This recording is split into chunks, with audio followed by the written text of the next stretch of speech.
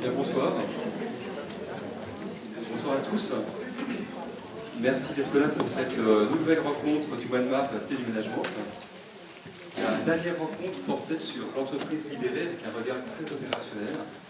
Ce soir, nous allons prendre un peu de hauteur avec Mathieu Krakowiak. Bienvenue Mathieu. Simplement, en 2-3 mots pour présenter Mathieu. Mathieu est philosophe, il s'intéresse tout particulièrement à la philosophie contemporaine. Il a écrit des mémoires et autres textes sur Emmanuel Lévinas. Il fait sa thèse d'ailleurs sur Michel Foucault. Mathieu a enseigné dans les lycées la philosophie. Il est parti en Irlande aussi travailler avec le CNRS sur une traduction d'un texte du XVIIIe siècle.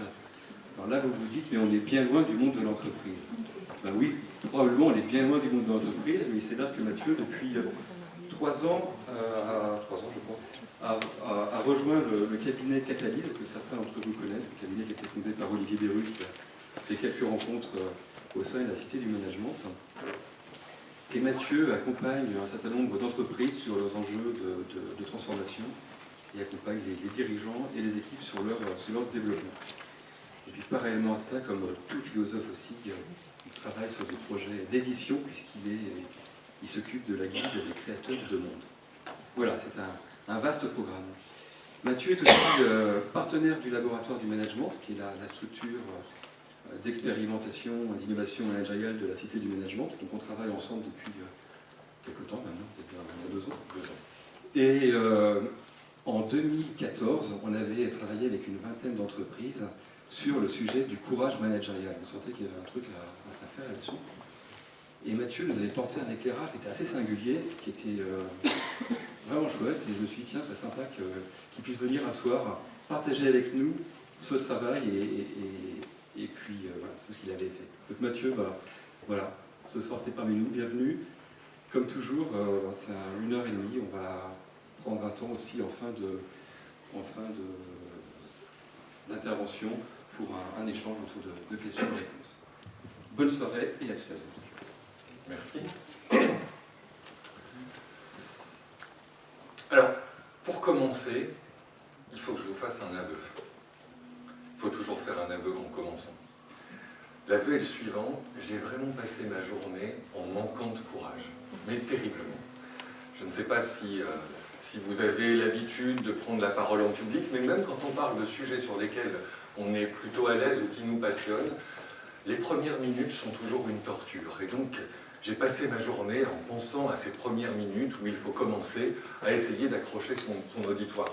Mais je ne voulais pas faire preuve de lâcheté, je ne voulais pas planter Ludovic qui, à mon avis, m'en aurait beaucoup voulu, et donc je suis là.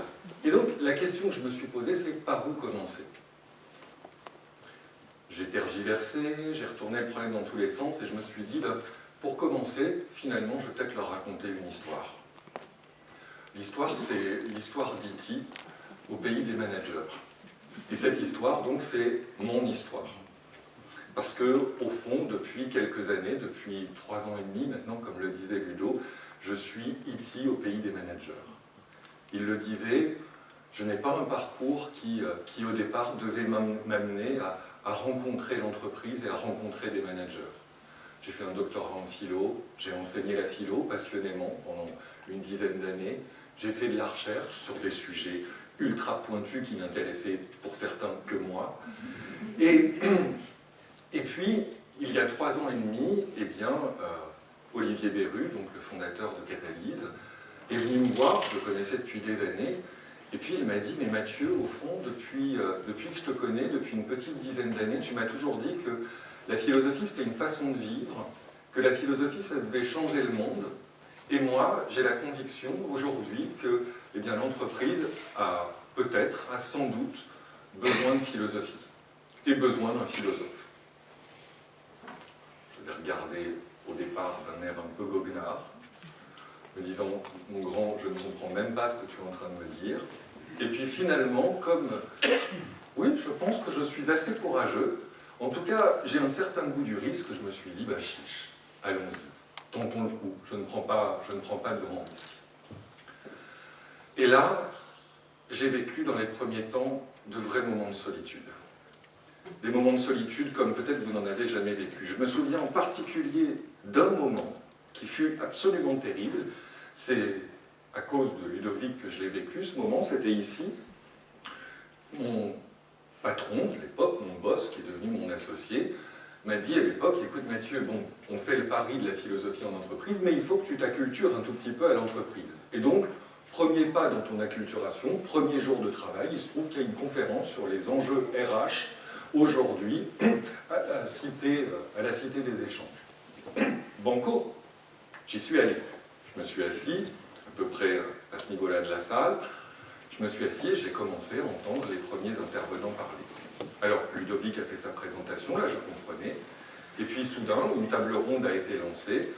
Et la première phrase que j'ai entendue d'une des personnes était une phrase du type « Bien que je travaille en B2B, je me rends compte que les échanges autour des enjeux RH avec des gens, même qui travaillent en B2C, peuvent apporter des moments de benchmark entre nous. »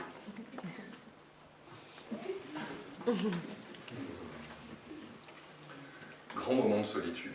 J'ai failli demander à ce que ça soit traduit en hébreu, parce que je me disais qu'en hébreu je comprendrais mieux.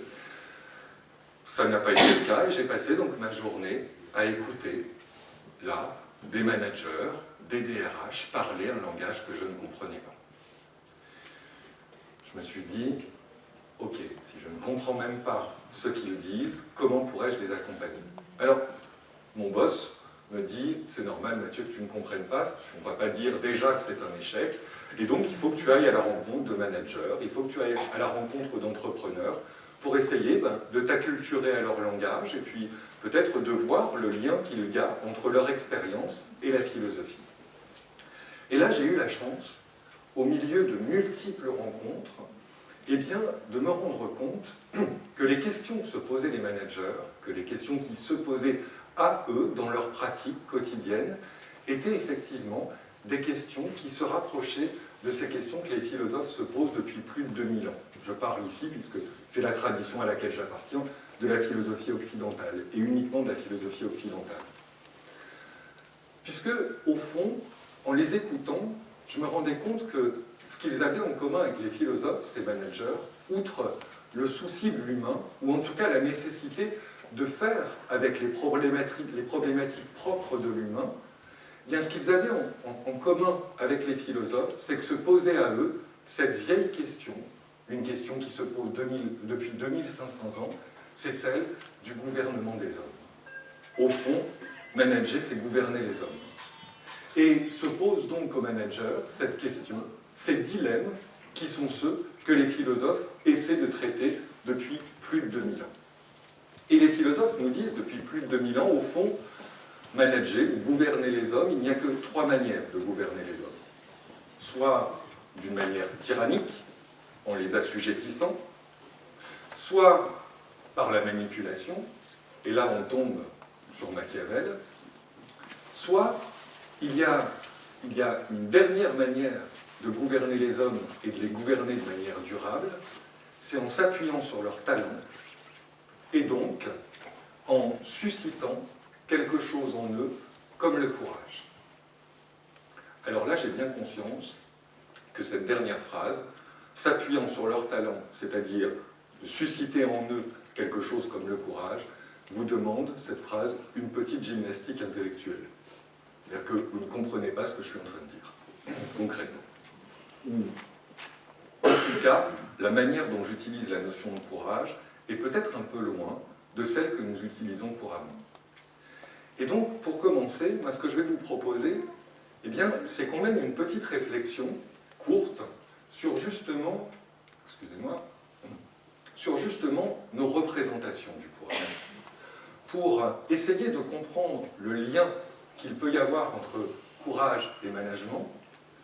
Eh bien, pour moi, il faut d'abord réfléchir à ces représentations dont nous sommes porteurs concernant le courage, et qui peut-être nous empêchent à certains égards de voir quelle place on peut faire au courage dans le management. Et pour moi, ces représentations, eh bien, on peut aller les chercher, y compris dans la manière, dans notre vie quotidienne, dont nous parlons du courage. Et il y a trois manières, pour moi, de parler du courage dans notre vie quotidienne. La première de ces manières, la première représentation du courage que nous véhiculons sans cesse, c'est ce que j'appelle, moi, le complexe du héros. Au fond, qu'est-ce qu'un acte courageux? Un acte courageux, c'est un acte qui défie l'impossible, c'est un acte qui est imprévisible, et la plupart du temps, c'est un acte dont je ne me sentirais pas capable d'assumer les conséquences.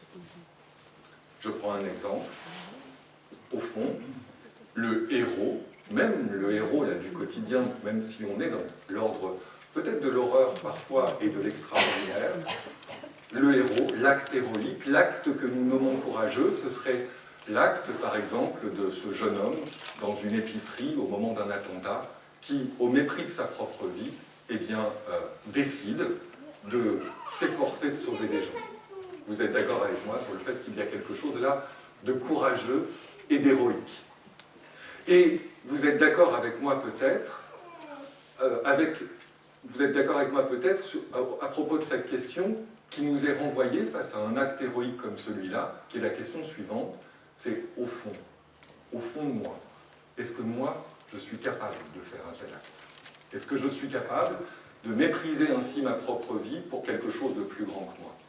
Autrement dit, souvent, l'acte courageux, l'acte héroïque, nous paraît comme un impossible lui-même. C'est un acte qui défie l'impossible, et c'est un acte qui, à bien des égards, nous semble extraordinaire, voire impossible. Ça, c'est la première représentation que nous avons du courage. Mais le courage est une notion, une vertu qui est en tension. Il y a une autre représentation du courage. C'est ce que j'appelle, moi, le syndrome de Sisyphe. Le syndrome de Sisyphe, qui est extrêmement bien illustré et facilement, il suffit que vous tapiez sur Google Images « courage » et vous avez ces images parmi tant d'autres. Le syndrome de Sisyphe, vous l'entendez dans vos propres paroles lorsque... Après, je vous parlerai de choses plus drôles, hein, c'est promis. Lorsque, par exemple, vous vous trouvez face à quelqu'un qui lutte contre la maladie, qui lutte envers et contre tout, contre ce que l'on dit joliment comme des accidents de la vie, une manière un petit peu de se voiler la face, mais la phrase qui revient, c'est « Regardez comme il est courageux » ou comme elle est courageuse. Il lutte contre l'impossible. La cause semble désespérée. Et envers et contre tout, il continue à se battre. Voilà une deuxième représentation du courage que nous véhiculons, qui entre en tension avec la première, qui s'en distingue. À une chose près, c'est que vous voyez, dans ces deux formes, dans ces deux représentations du courage, il y a à chaque fois une figure un petit peu distincte de l'impossible. Dans le complexe du héros, je fais l'impossible. Dans le syndrome de Sisyphe, eh bien, je lutte envers et contre tout avec l'impossible. Deuxième représentation du courage. La troisième représentation du courage est encore un petit peu différente. C'est ce que moi j'ai envie d'appeler, en illustrant avec cette gravure de Picasso qui a pour objet Don Quichotte, c'est ce que j'ai envie d'appeler la poésie de l'idéal. Cette dernière représentation du courage, vous savez, c'est celle que l'on formule quand on se trouve face à quelqu'un qui, envers et contre tout, conserve son idéal à bout de bras et lutte contre les moulins à vent. Voyez ? Cette représentation du courage, moi c'est celle que j'ai eue pas plus tard qu'hier, j'étais à un rond-point à Douai, et puis sur ce rond-point à Douai, j'ai vu un homme, un syndicaliste, seul, en train de tracter, avec personne qui ne s'arrêtait pour prendre son tract. Face à ce courage-là, on a quelque chose comme des sentiments partagés entre eux, un petit peu de pitié, mais finalement un petit peu de tendresse quand même. Parce qu'on se dit, il en faut quand même des gens qui y croient, et qui, à leur manière, s'efforcent de pousser les barrières de l'impossible. Donc, à nouveau, une troisième figure de l'impossible. Qu'est-ce que ça nous dit? Qu'est-ce que ça nous donne à penser, ces trois représentations du courage? Eh bien, la première chose, c'est donc que le courage a affaire, dans notre représentation, a affaire avec un parti pris contre l'impossible. L'attitude courageuse, c'est l'attitude qui ne se résigne pas, qui ne voit pas l'inéluctable ou qui refuse la fatalité, l'inéluctable, pour essayer de continuer à agir malgré tout, coûte que coûte, et quoi qu'il en soit. Donc, le courage, un parti pris contre l'impossible. Et puis en même temps, et ça c'est très intéressant, le courage, eh bien d'une certaine manière, c'est toujours le courage de l'autre. Je m'explique. Dans toutes ces figures, que ce soit le héros, Sisyphe, ou l'idéaliste, dans toutes ces figures, au fond, le courage, c'est ce que j'attribue à autrui. J'attribue le courage à autrui, je reconnais du courage en l'autre.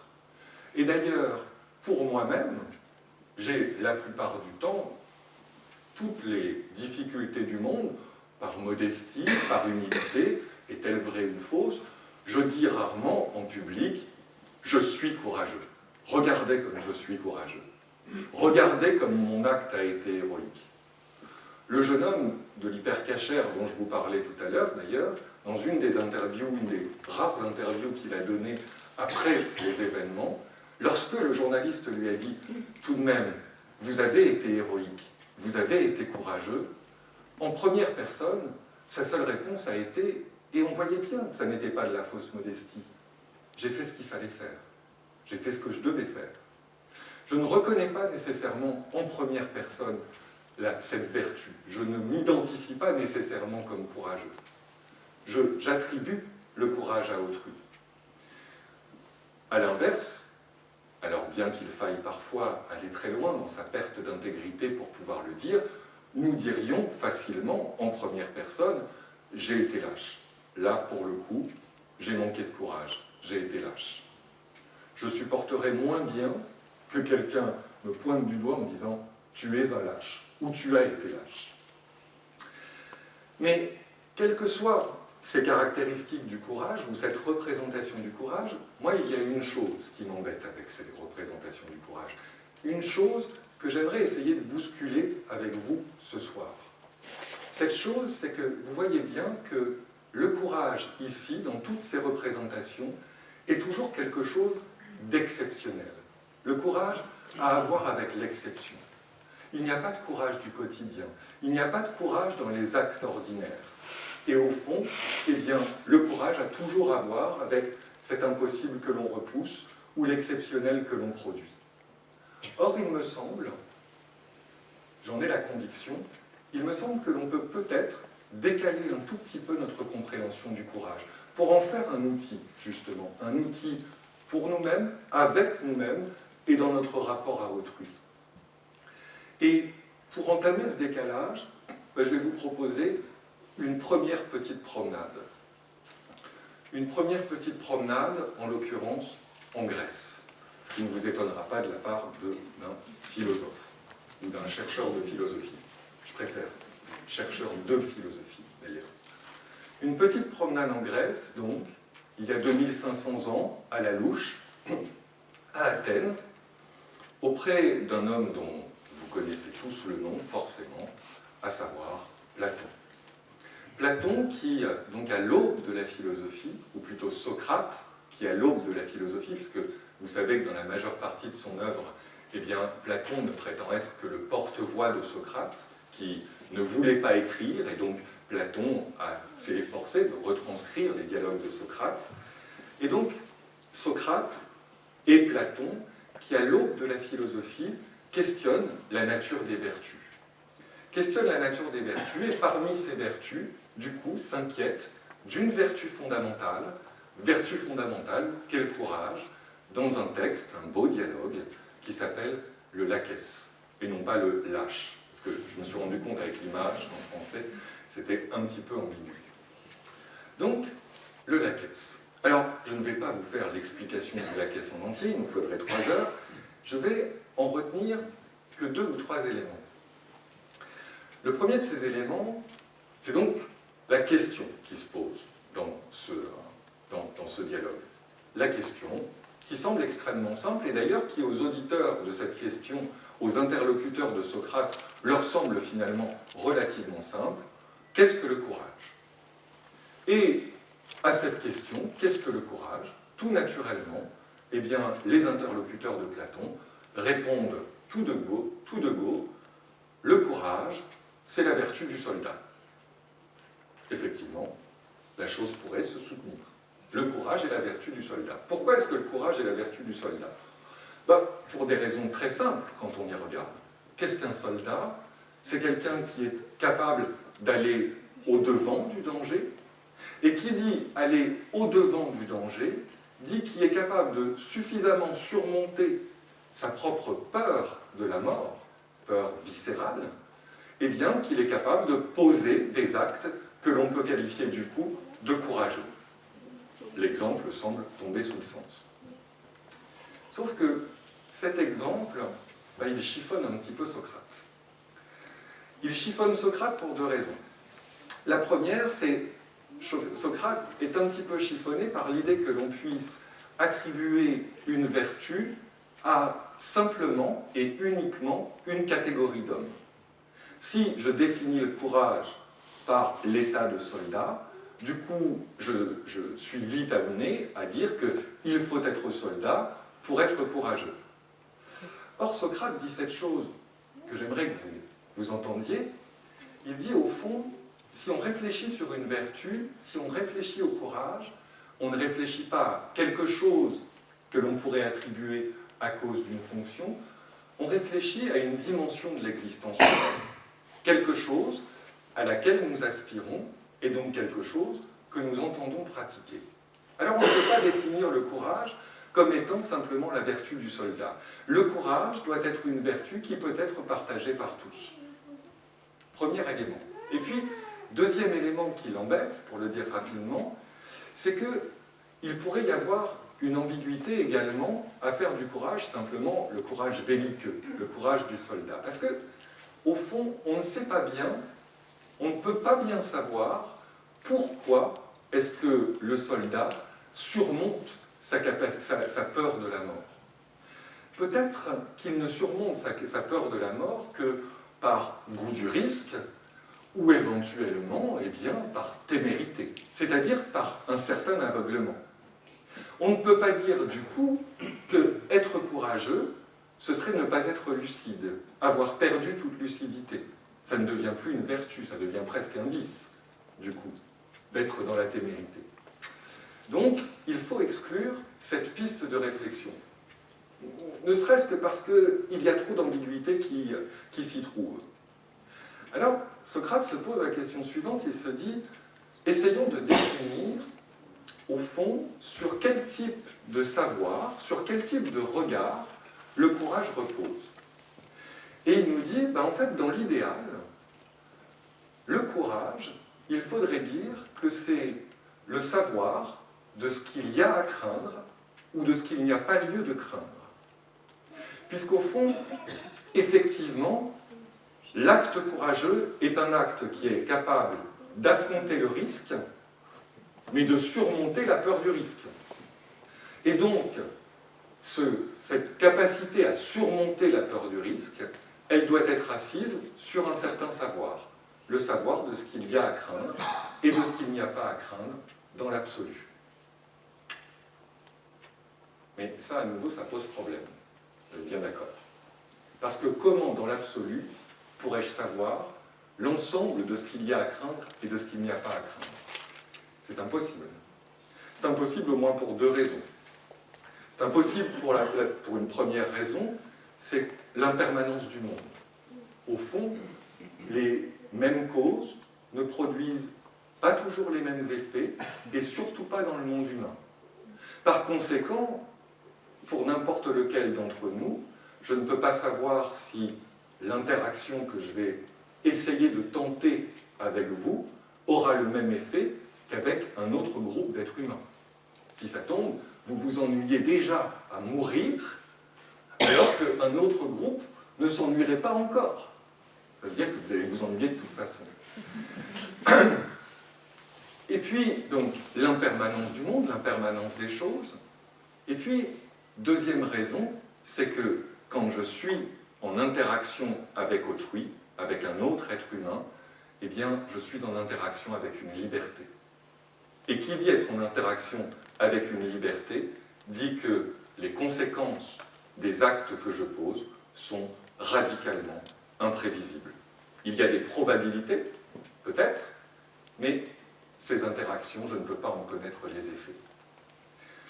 Du coup, comme beaucoup de dialogues socratiques, eh bien, ceci se termine sur ce qu'on appelle une aporie, c'est-à-dire on ne trouve pas de solution. Et cette question, qu'est-ce que le courage, ne recevra pas dans le laquais de réponse. Alors ça peut être très frustrant. On est très prompt, si vous voulez, y compris dans notre monde contemporain, à se dire, bon, finalement, bouquiner un livre et lire un livre, essayer de comprendre un livre où, au bout du compte, il n'y aura pas de réponse, ça vaut peut-être pas le coup de se donner la peine.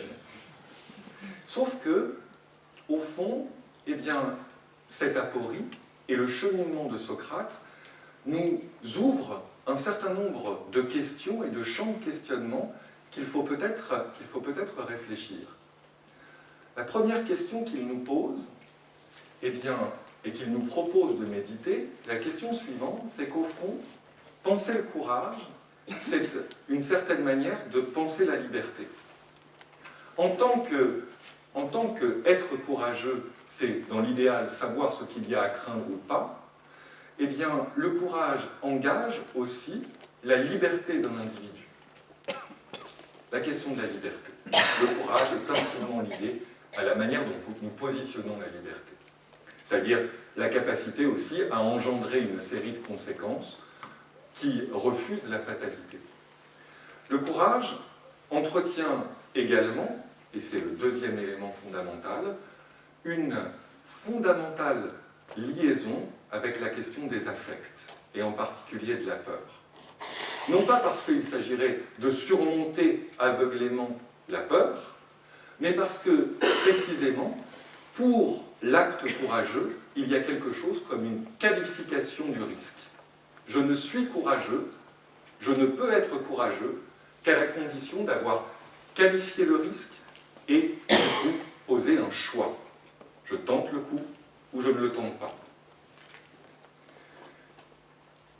Et puis, un troisième élément, le courage se positionne comme un refus de l'inéluctable.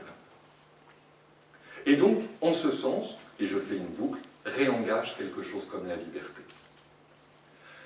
De cette aporie, de ce champ de questionnement, eh bien, un des disciples d'Aristote va se saisir pour essayer de remettre le travail sur le tapis et pour essayer de progresser dans cette compréhension du courage. Vous le reconnaissez, ce disciple de Platon, c'est Aristote, et en particulier dans un livre qui s'appelle l'Éthique à Nicomaque. Aristote se saisit donc de cette question. Qu'est-ce que serait ce savoir qui consiste à savoir ce qu'il y a à craindre ou pas?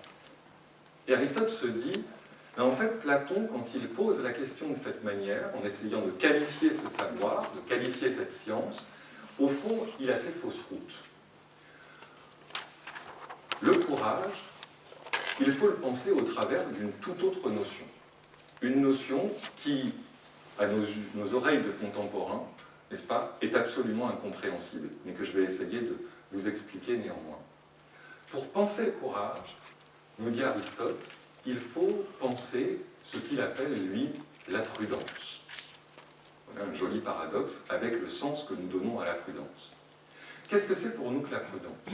La prudence, elle est qualifiée par cette phrase que nous avons entendue dès notre enfance, dès que nous avons su marcher, à savoir, par exemple, un exemple tout simple, avant de traverser la route, n'oublie pas, sois prudent, n'oublie pas de regarder à droite et à gauche. On est d'accord, c'est ça, dans l'absolu, être prudent.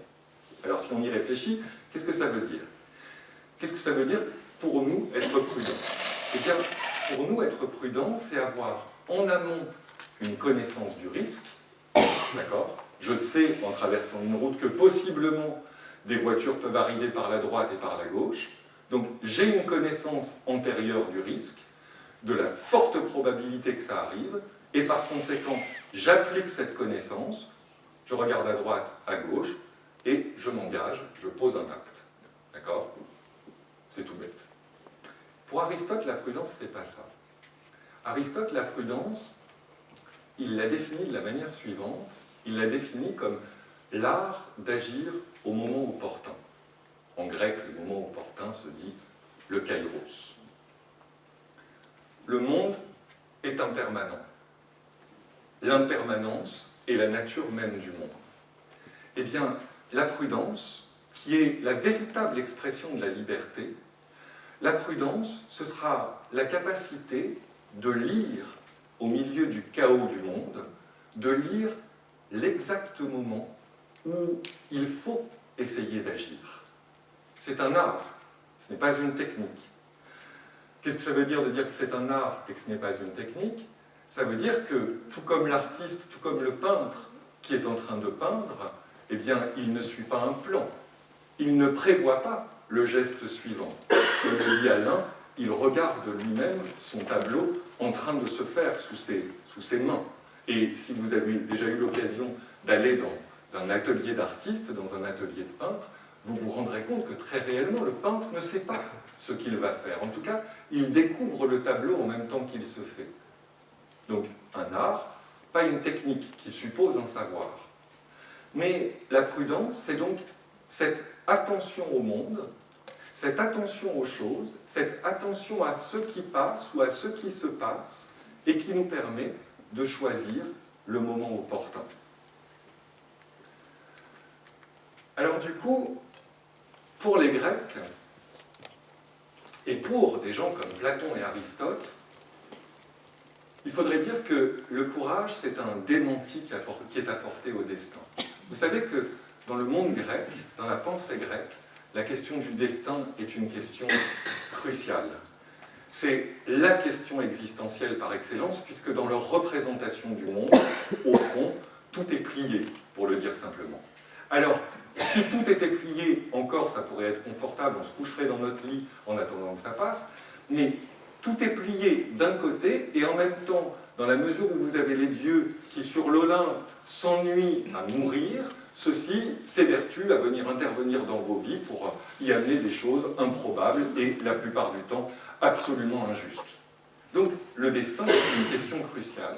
Et cette question du destin, eh bien, elle exige que nous pensions le courage qui précisément, l'acte que nous posons, et je vous expliquerai pourquoi ensuite, l'acte que nous posons vient démentir ce destin, vient faire en sorte qu'une liberté se reprenne elle-même. Donc, d'un côté, le courage est un démenti apporté au destin, et de l'autre, c'est une vertu pour exprimer ou donner corps à la liberté, comme le fait Oedipe, notamment. Qu'est-ce que ça veut dire? Et ça, c'est l'idée force de ce moment. Qu'est-ce que ça veut dire? Ça veut dire que, pour les Grecs, et c'est vers cette destination que je voudrais vous emmener, pour les Grecs, penser le courage, eh bien, c'est nous efforcer de relire nos façons d'agir. Mais non pas nos façons d'agir en situation exceptionnelle, mais penser le courage, c'est penser le courage, comme le dirait Camus, dans les faubourgs du quotidien. C'est penser le courage de chaque instant, le courage d'agir, tout simplement. Alors, moi, ce que j'aimerais faire maintenant, eh bien, c'est d'essayer de penser quelques figures du courage. Quelques figures de ce courage du quotidien. Quelques figures de notre liberté et du coup de notre talent. Et pour trouver ces figures du courage, eh bien, moi je me suis posé cette question, c'est qu'est-ce que la littérature et qu'est-ce que les mythes nous donnent à penser du courage? Alors, il faut que je vous explique en quelques instants pourquoi est-ce que je vais vers la littérature et vers les mythes.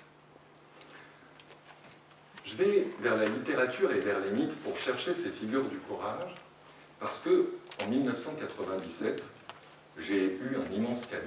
J'ai eu la chance de rencontrer un professeur de philosophie à l'université de Nanterre, qui nous a fait un cours, c'était mon tout premier cours de philosophie à Nanterre, qui s'appelait Mythes et philosophie. Et l'immense cadeau que m'a fait Catherine Chalier, et nous a fait Catherine Chalier, lors de ce cours de philosophie, c'est de nous apprendre une chose. C'est de nous apprendre eh bien, que, contrairement à ce que nous pensons, contrairement à ce que nous sommes prompts à penser, les mythes, comme la littérature, ne font pas que nous raconter des jolies histoires. Les mythes, en particulier, ne sont pas que la pensée humaine avant qu'on ait inventé la raison et la science. Vous voyez, d'habitude, on lit les mythes en se disant, voilà, c'est des jolies histoires que les primitifs se racontaient pour s'expliquer le monde. Vous voyez, en gros, je caricature à peine. Catherine Chalier, ce qu'elle nous a enseigné, eh bien, c'est que les mythes nous disaient beaucoup plus. Que les mythes, en réalité, nous parlaient, certes, de la représentation que les hommes se faisaient du monde, mais qu'au-delà de cette représentation que les hommes se faisaient du monde, les mythes nous parlaient chaque fois d'une réalité intérieure. Je prends un exemple tout simple.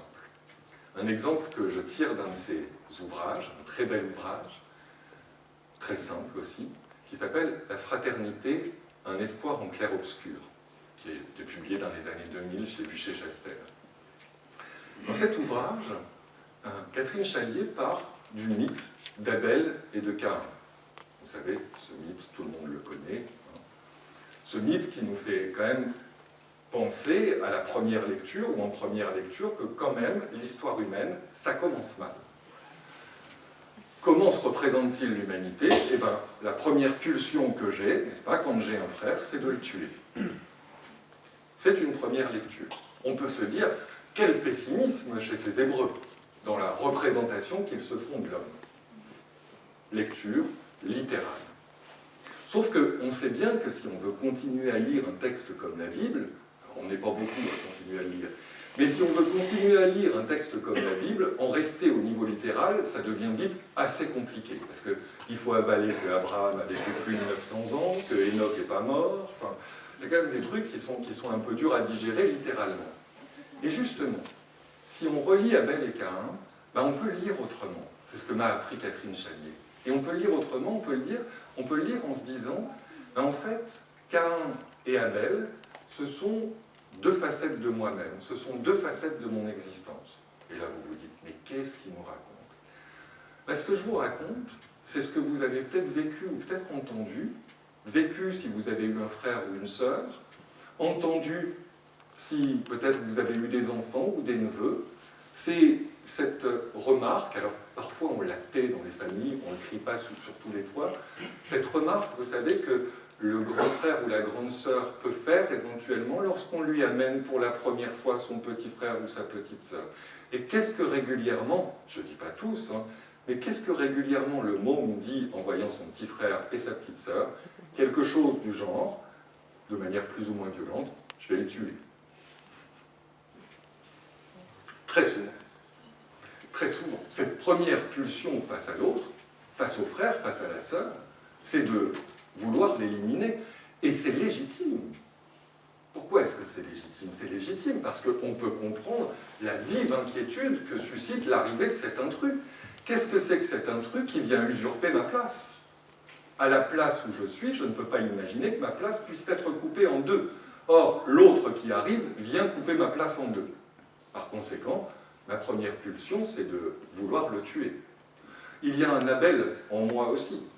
J'ai peut-être été martyrisé par mon grand frère ou ma grande sœur à un moment donné de ma vie. Ce que je suis en train d'essayer de vous dire, c'est que les mythes, ici, nous renvoient des questions. Ils nous renvoient des questions sur des réalités peut-être que nous vivons. Et en ce sens, comme le dit un philosophe qui s'appelle Paul Ricoeur, les mythes nous donnent à penser. C'est-à-dire qu'ils nous renvoient en miroir des expériences humaines, fictives, mais des expériences humaines qui peuvent nourrir la manière dont nous nous regardons nous-mêmes.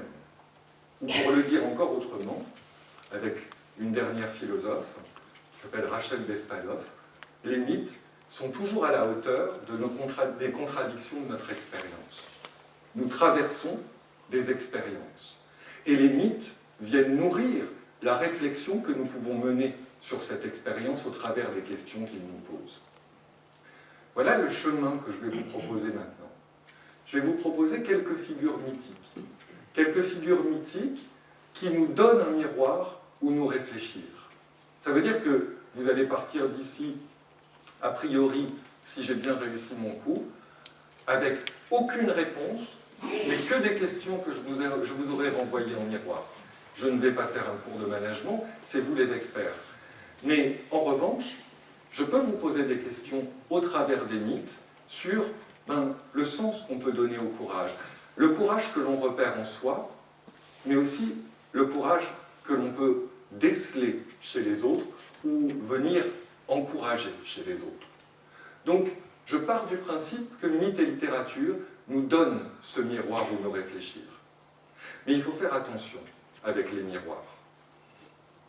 Je ne vais pas vous reparler de la méchante sorcière, la méchante reine dans Blanche-Neige et les 7 nains. Il faut faire très attention avec les miroirs. Et en particulier quand on nous parle du courage. Parce que dans le miroir, parfois, je vois uniquement le lion que je ne suis pas, quand je suis un chaton. Et quand on parle du courage, eh bien, la tentation qu'on pourrait avoir, c'est de se dire « Ah oui, ça c'est la figure du courage vers laquelle j'aimerais aller. » Mais en oubliant de regarder l'endroit du courage où je me trouve. Dans le miroir, on peut aussi voir le chaton que j'ai l'impression d'être. Et du coup, être dans une forme simple de dévalorisation. Moi, ce que je vous propose, c'est de penser qu'au miroir des textes, je peux aussi entendre les questions qui nourriront la matière humaine que je suis. Recevez les questions que ces mythes nous posent pour penser peut-être le courage vers lequel nous pourrions aller, mais aussi le talent de courage, la qualité de courage dans laquelle nous nous trouvons pour en faire une ressource. Et donc, je vais vous raconter 7 histoires.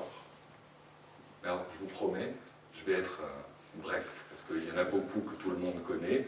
Il y en a quelques-unes, je vais rappeler des éléments de contexte.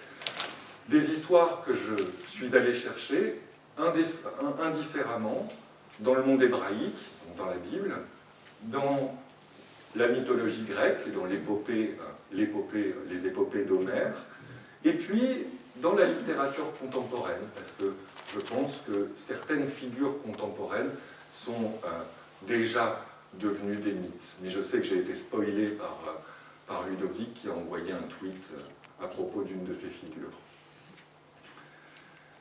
Donc, 7 visages du courage, certains vous parleront de vous, certains vous parleront de ce que nous rêvons de nous-mêmes, et dans ces conditions, ils nous posent des questions pour agir. Certains nous parleront des autres, mais quoi qu'il en soit, toutes, et c'est vraiment mon objectif, toutes pour moi nous parlent de la manière dont nous pouvons être la pierre angulaire d'un collectif. Et en cela, eh bien, ils nous parlent de quelque chose qu'on pourrait appeler le management. Alors la première figure que j'ai choisie, c'est pas la plus rigolote, c'est la figure de Job. La figure de Job qui, pour moi, nous parle du courage de la vérité. Je vous rappelle en 2 secondes qui est Job, personnage biblique de la Bible hébraïque. Job, dans la Bible, le livre de Job, puisqu'il y a un livre entier qui lui est consacré, est un personnage extrêmement singulier. Il est singulier pour 2 raisons. D'abord pour la posture qui est la sienne, et ensuite pour l'histoire qui lui arrive. Job, dans la communauté où il vit, est le plus observant des hommes. Il est reconnu comme étant le plus observant des hommes. Il obéit à la loi, il est juste, tant avec sa famille qu'avec son entourage, il est honnête, il reste envers et contre tout, fidèle à son Dieu.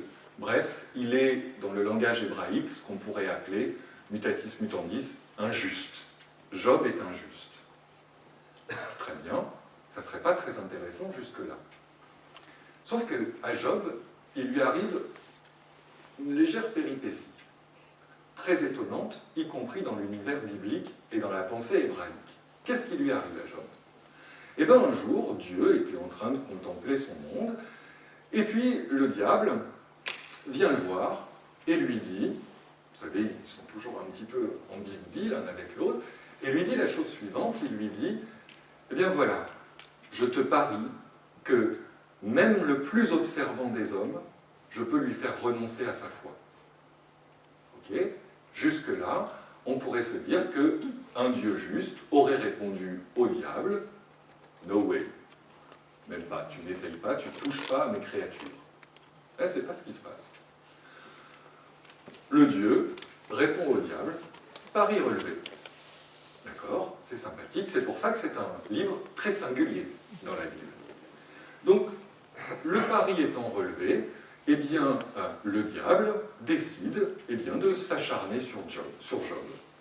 Il s'acharne, Job perd sa maison qui brûle, ses affaires périclitent, ses enfants meurent, la maladie le frappe. Bref, un tableau absolument magnifique.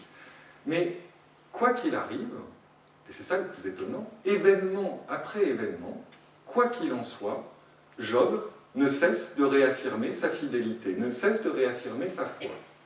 Et pourtant, en dehors même des événements qui lui arrivent, même ses amis ne l'aident pas.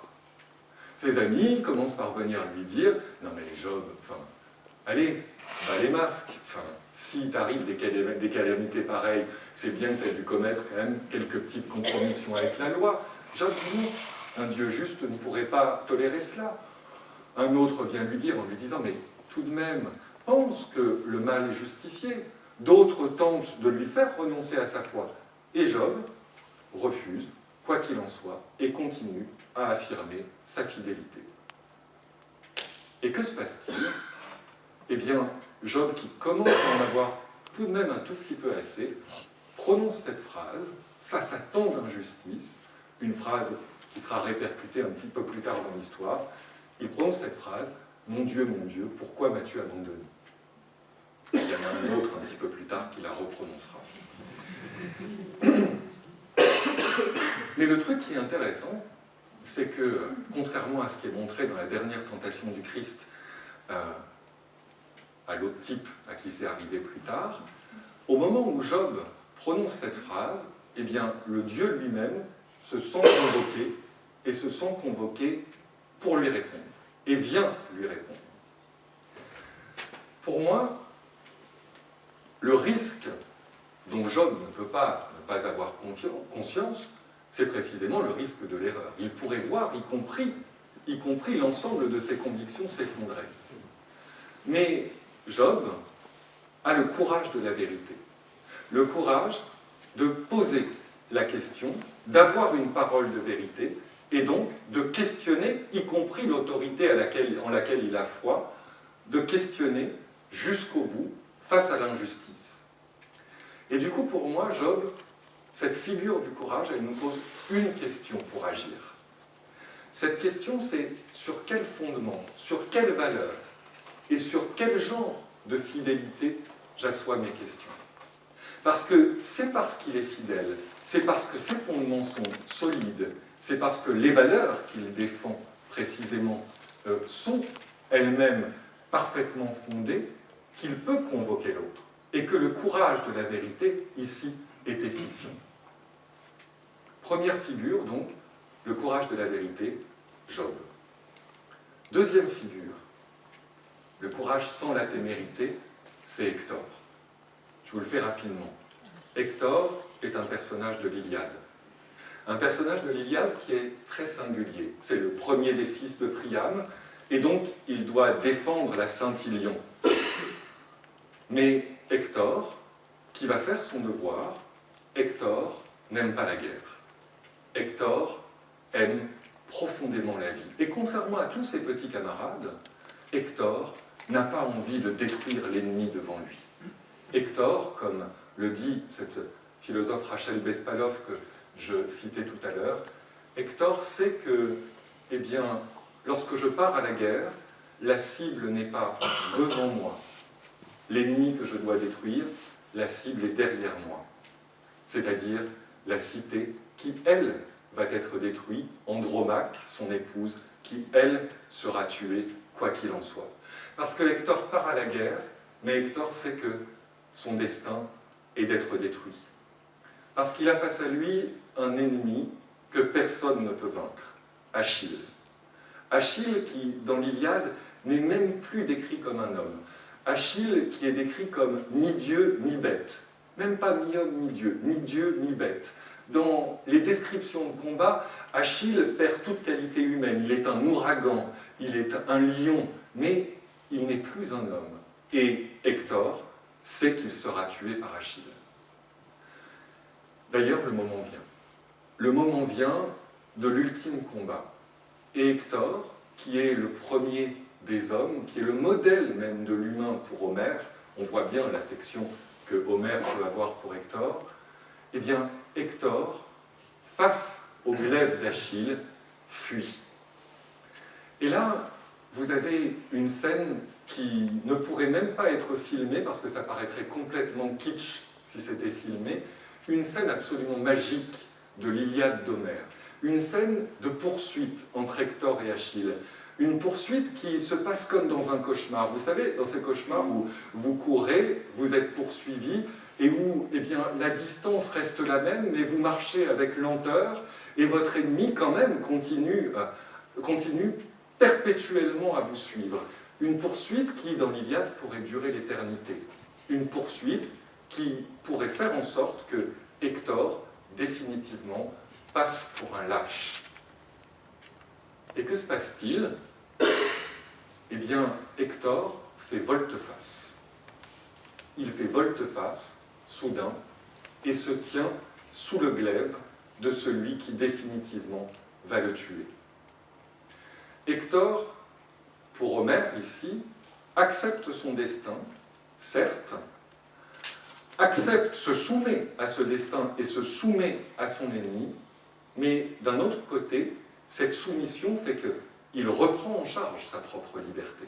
Il reprend en main son propre destin et d'une certaine manière fait un pied de nez à la comédie des dieux qui se régale de le voir ainsi fuir devant Achille.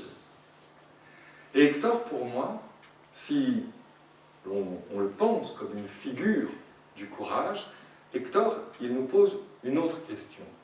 Cette question, c'est, afin de faire volte-face, quelle est la signification de mon action?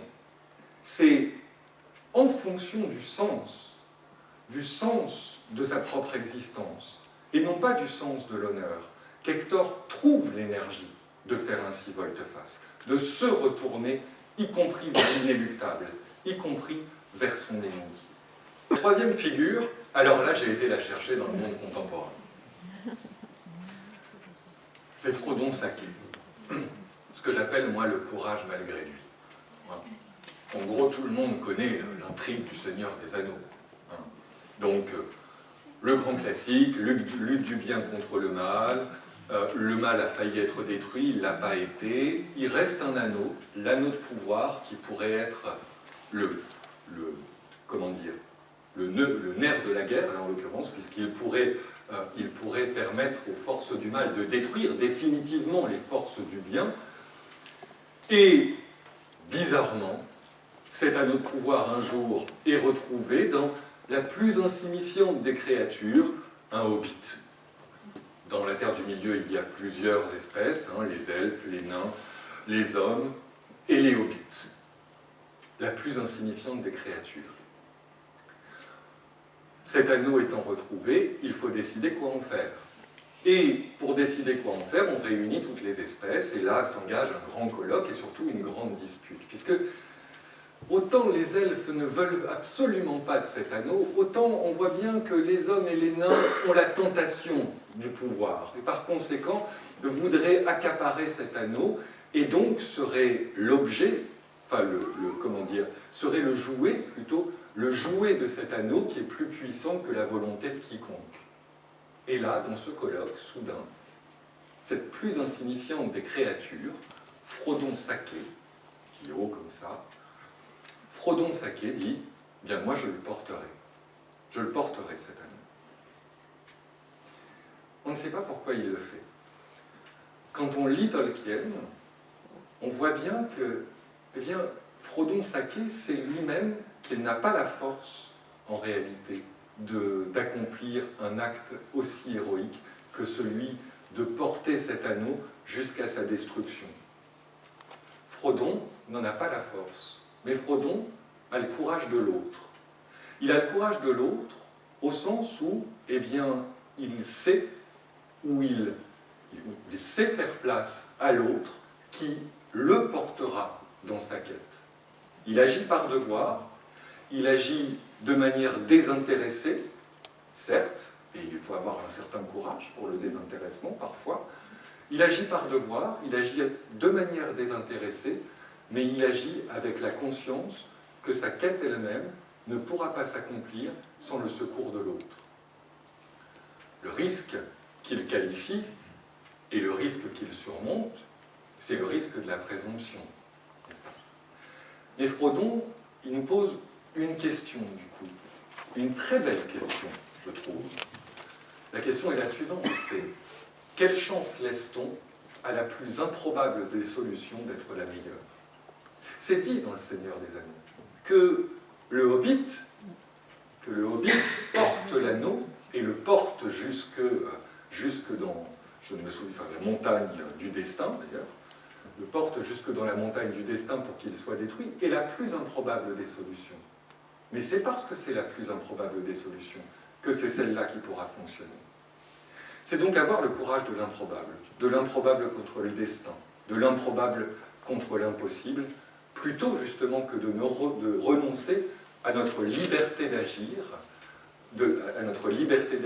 face à l'inéluctable. Et puis, je ne pouvais pas ne pas vous parler de Frodon Sake sans vous aller voir du côté de son acolyte, Sam Gamgee. Sam Gamgee, dont la figure du courage est le refus de l'impossible. Sam Gamgee, alors qui est encore plus insignifiant que son copain Frodon, et qui est, si vous voulez, encore plus faible en apparence. Mais Sam Gamgee, qui précisément, jusqu'au bout, portera Frodon pour le mener jusqu'à la fin de la quête. Et Sam Gamgee, pour moi, qui rencontre le péril de défaillir, il nous pose une autre question encore. Une autre question qui mobilise le courage en nous, et y compris peut-être parfois le courage managérial. Cette question, c'est quelle place suis-je capable de laisser aux yeux qui ne voient pas l'impossible? Parce que la qualité de Sam Gamgee, c'est son refus absolu de croire qu'on ne pourra pas aller jusqu'au bout de la quête. Son refus absolu de tous les impossibles et son effort, du coup, pour chercher une voie là où il n'y en a plus. Donc, comment je laisse éclore ce regard qui crée du possible là où il semble n'y avoir que de l'inéluctable? J'ai presque fini. Avant-dernière figure, Judith. Non, c'est l'avant-avant-dernière. Judith, personnage biblique, Judith, qui se trouve dans une cité assiégée par les armées de Nabuchodonosor. Judith, qui est face à un péril terrible, puisque, au fond, nous savons que si Nabuchodonosor prend la ville, eh bien, il nous obligera désormais à l'adorer comme un dieu. Donc, double perte, perte de soi, nous sommes désormais réduits en esclavage, et perte de ce qui fait la continuité et l'identité du peuple, c'est-à-dire sa fidélité au divin. J'ai été trop vite en appuyant. Donc, de ce qui fait l'identité du peuple, sa fidélité au divin. Judith aurait pu, comme le font souvent les personnages bibliques dans l'univers de pensée de la Bible hébraïque, Judith aurait pu décider de prendre la posture du prophète et d'admonester le peuple qui commence non seulement à périr, mais qui de surcroît désespère de ce Dieu dont on lui avait promis, dont on lui avait prophétisé que s'il demeurait fidèle, il ferait s'évader ou il déferait les armées de Nabuchodonosor. Mais la défaite de ces armées n'arrive pas. Et Judith, plutôt que de prendre la posture prophétique, leur fait une promesse. Et vous le savez, comme le dit un philosophe qui s'appelle Jean-Louis Chrétien, promettre, c'est toujours promettre l'impossible. C'est toujours promettre plus que ce que l'on peut prédire. Judith leur fait une promesse. Elle leur promet que bientôt, peut-être demain matin même, ces armées seront défaites. Judith, donc, change de logique. Et elle change de logique et adopte une stratégie que personne n'aurait pu imaginer qu'elle puisse fonctionner, pas même elle-même. Elle se pare de ses plus beaux atours, elle sort de la cité, elle convainc les soldats de lui permettre de rencontrer le chef de ses armées, elle l'enivre et elle lui coupe la tête. Vous imaginez bien l'effet sur les armées de Nabuchodonosor. Ils ont un tout petit peu flippé qu'une seule femme du peuple hébreu puisse mettre en déroute leur chef. Et donc, ils se taillent. Judith, donc, comment est-ce que pour aller où je ne sais pas, j'accepte de prendre un chemin que je ne connais pas? Voilà une belle question qui engage le courage. Bien sûr, je ne suis pas l'auteur de cette phrase. L'auteur de cette phrase est Saint Jean de la Croix. Avant-dernière figure, Harry Potter. Encouragé. Harry Potter, je ne vais pas vous faire de dessin. Là, je suis sûr que tout le monde connaît Harry Potter. Harry Potter qui, quand même, a deux caractéristiques qui ne sont pas les moindres des caractéristiques pour un héros, puisqu'il est censé être un héros. C'est qu'il a l'art de ne jamais être au bon endroit au bon moment, ce qui fait qu'il a l'art de s'attirer les pires ennuis, petit 1. Il est un élu, certes, tout le monde le reconnaît, bon, il y en a qui chipotent un petit peu au départ, mais tout le monde sait dans les 10 premières minutes du livre que c'est un élu, n'est-ce pas, ou c'est l'élu. Mais alors, si on le regarde un tout petit peu de près, ben finalement, pour un élu, il n'est pas si bon magicien que ça. Finalement, il n'est pas si malin que ça. On ne voit pas trop comment il va réussir à vaincre les forces du mal. Et pourtant, il y arrive. Il y arrive, pourquoi? Parce que, en fait, Harry Potter, il a ce don qui consiste à encourager. Alors, avoir le courage de l'autre peut être aussi un péril. Mais il nous pose une question, cet Harry Potter, c'est comment puis-je faire en moi une place pour le courage de l'autre? C'est ce qu'il fait sans cesse. Comment, au-delà de mes propres peurs, et il est terrifié, Harry Potter, en permanence, quand vous relisez ou quand vous regardez les films, il passe sa vie terrifié. Comment, au-delà de mes propres peurs, je fais une place une place pour le risque que l'autre est prêt à prendre? Et ça, c'est une vraie question. Et puis, ultime figure qui va peut-être être la plus surprenante pour vous, parce que peut-être que pour vous, elle résonnera comme, au fond, une figure qui vous évoque plus la veulerie ou la lâcheté. Cette figure, c'est celle que je préfère. Cette figure, c'est celle de Pénélope. Pénélope, qui fait pour moi le plus courageux des laveurs.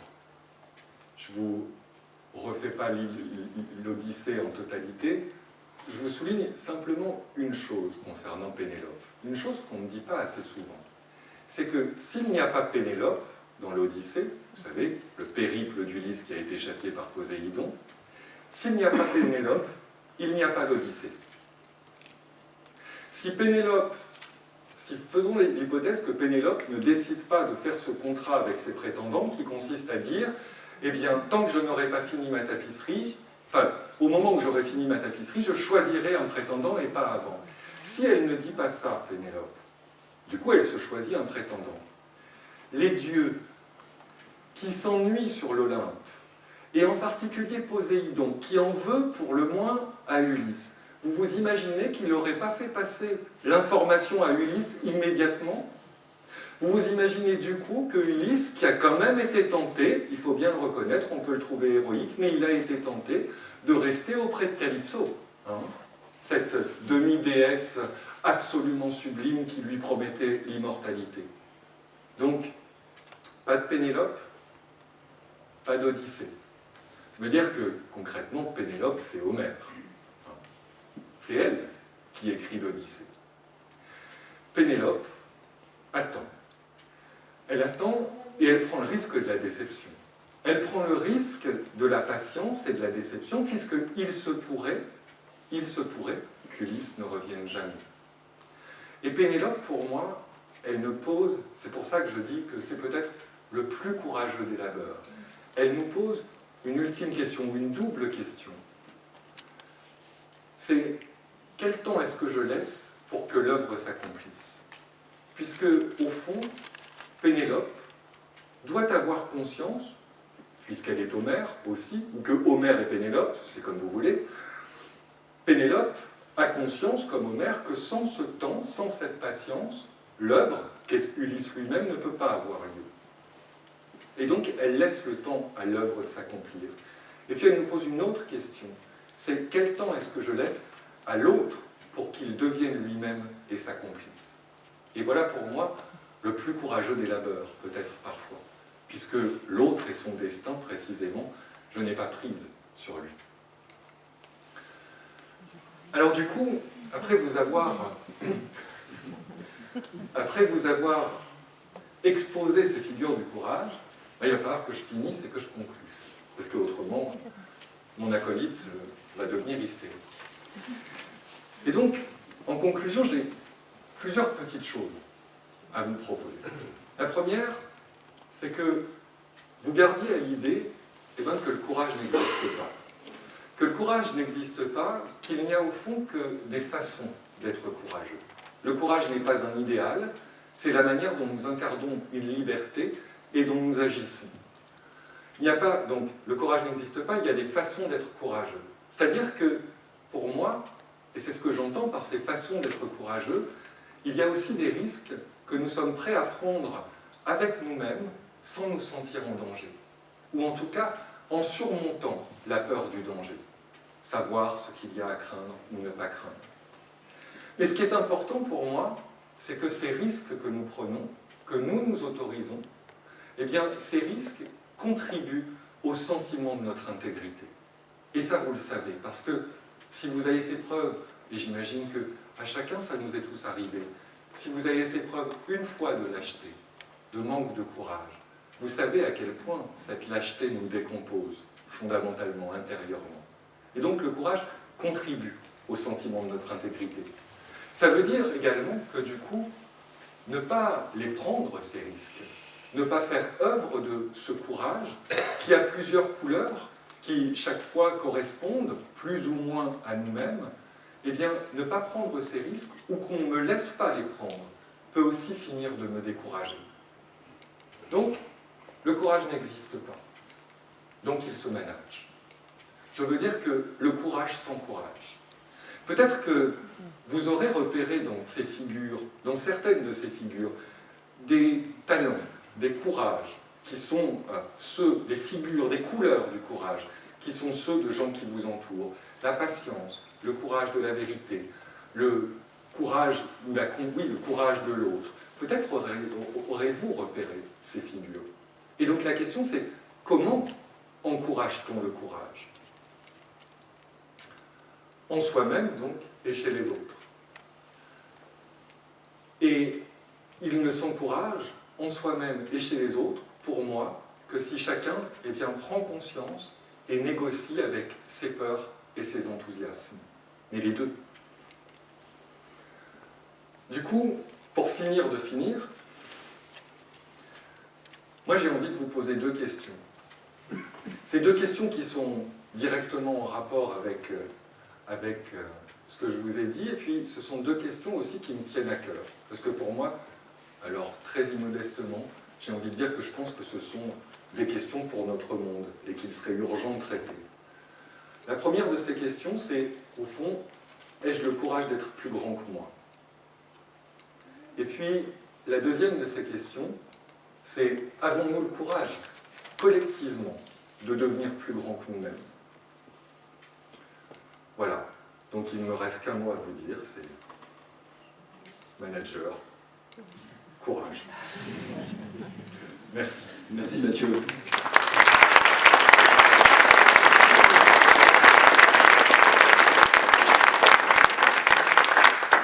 C'est le temps des questions ou des réponses du coup aux deux questions de Mathieu. Ça c'est au libre choix. Je sens que ce soir, ça va être chaud la première question. Qui a envie de la prendre? Bon, je m'y colle. Mathieu, une question peut-être toute simple. Qu'est-ce qui fait qu'au regard de ce sujet-là, tu as ce soir 130 personnes qui viennent pour écouter quelque chose sur le courage managérial? Quel est ton regard après ces quelques années passées dans le monde de l'entreprise? Pourquoi ce monde ce soir? Parce que tu es un excellent commerçant. Une réponse sérieuse.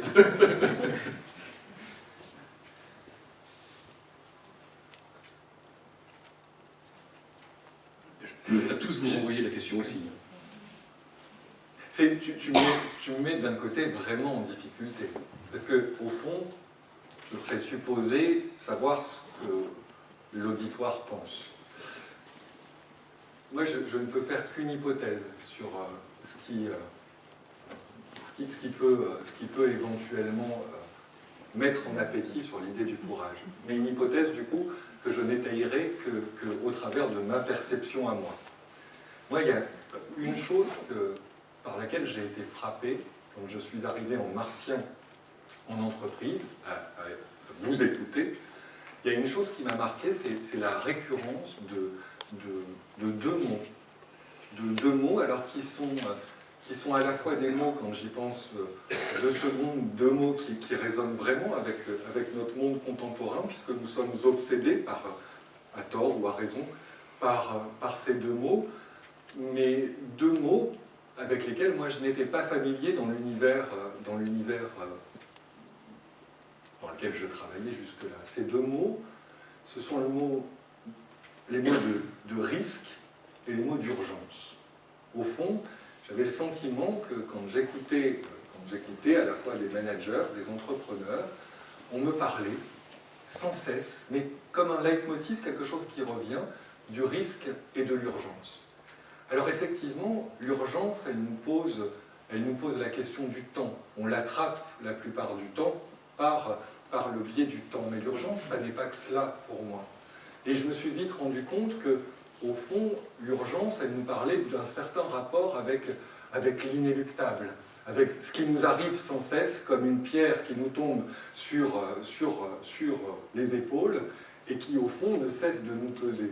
L'urgence, l'urgent, l'afflux des tâches, l'afflux des questions apparaissent aussi comme une figure du destin. Et du coup, pour moi, peut-être que c'est en écho avec ces deux thématiques de l'urgence et du risque que l'idée de réfléchir au courage pourrait avoir un sens.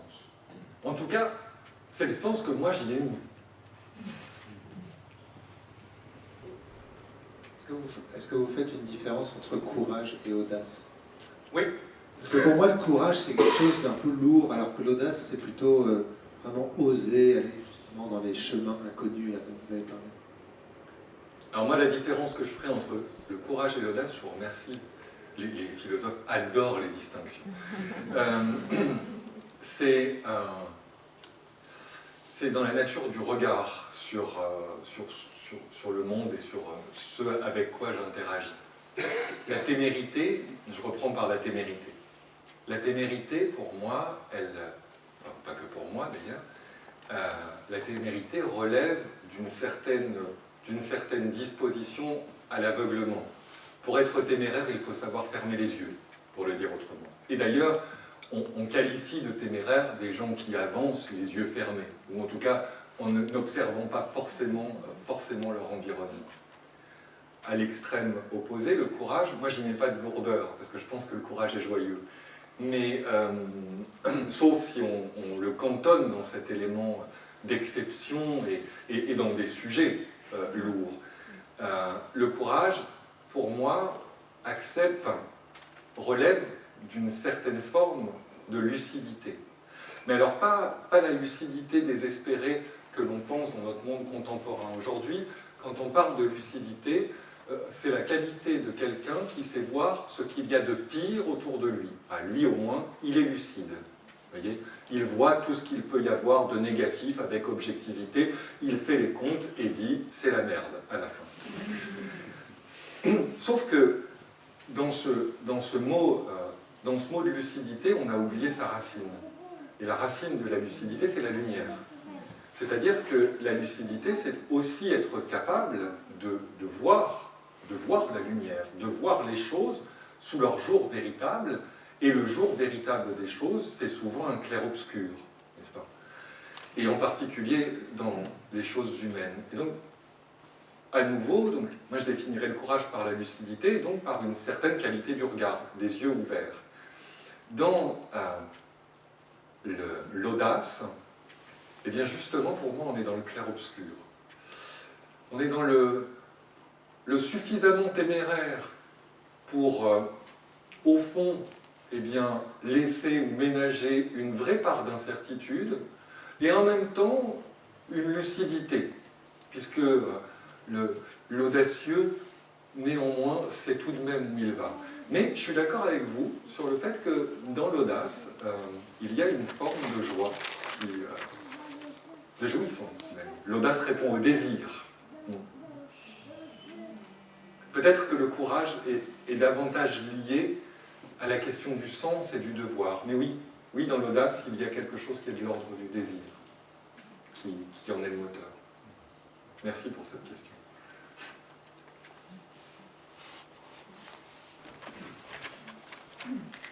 Vous avez parlé à un moment de courage dans le quotidien, et parallèlement, vous avez parlé d'exemples quand même un peu de superstars dans les mythes.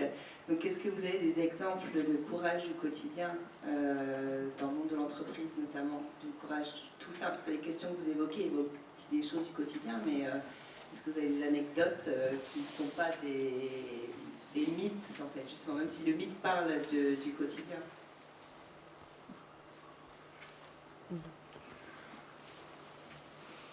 Ah, c'est embêtant, je ne m'étais pas branché sur le dossier anecdote dans ma tête. Là, vous me piégez.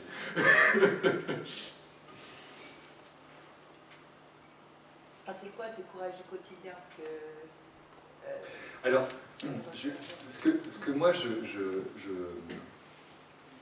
au fond, ce que j'entendais par le courage du quotidien, moi je le reliais là, au fond, à l'ensemble des questions que m'évoquaient les mythes. C'est-à-dire, je vais prendre cet exemple, avoir le courage de la patience, avoir le courage d'une forme de confiance, avoir le courage de questionner, ce courage de la vérité, etc., etc. Au fond, pour moi, ces questions relèvent d'un certain nombre de postures qui sont extrêmement marquées, mais à différents degrés chez les uns et chez les autres. Moi, je suis, au fond, absolument incapable de patience. Je suis incapable de patience, mais je suis capable de faire une confiance aveugle, jusqu'à la déraison d'ailleurs.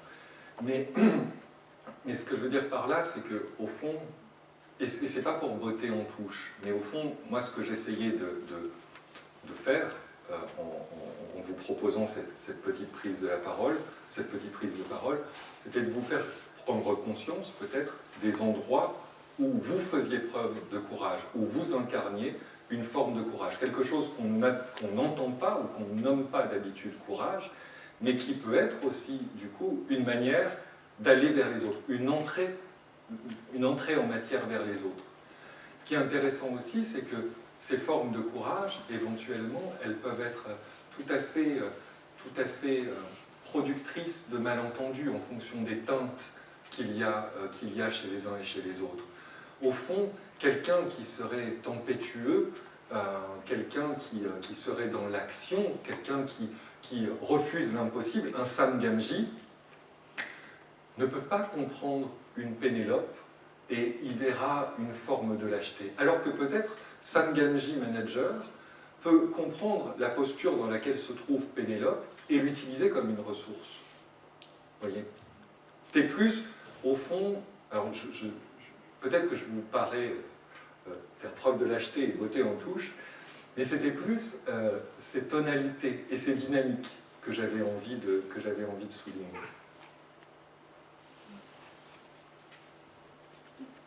Ok, bon, on s'arrête là. Mathieu, un grand merci. Merci à vous. Pour cette soirée.